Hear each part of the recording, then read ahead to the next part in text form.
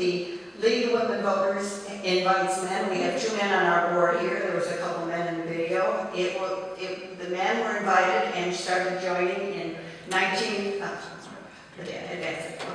The men were invited in 1973. There was market research done. It was decided that the name recognition of League of Women Voters was too well known to make it the League of Women and Men Voters. So therefore it has kept the name League of Women Voters, but men are more than welcome to join. We have lots of men and 2 on the board here in the village's Tri-County area.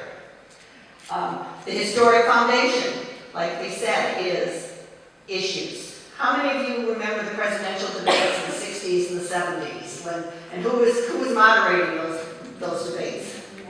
The League of Women Voters. We did it until 1988. In 1988, there was a committee formed, and it was the Bush caucus, I believe, and they started changing the format of it and making less of a debate and more of what it is now, and that ruined the integrity to the League of Women Voters feeling. So therefore, the League of Women Voters had pulled it out of it at that time, because prior to that, it was a real debate where A would talk to B, not answer questions. So that's why the League is no longer involved in that. Well, to be here representing our organization. It's a club that's very much, it means very much to me.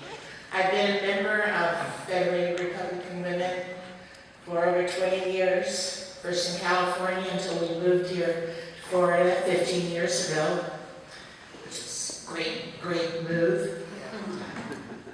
But Federated Republican Women is unique in that when she joins a local club, she also is a member at the state level as well as the national.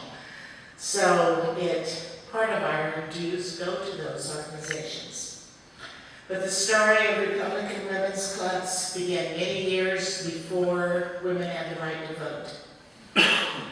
There were independent clubs growing all over the country in states, most of the states at that point in the late 1800s had Republican women clubs.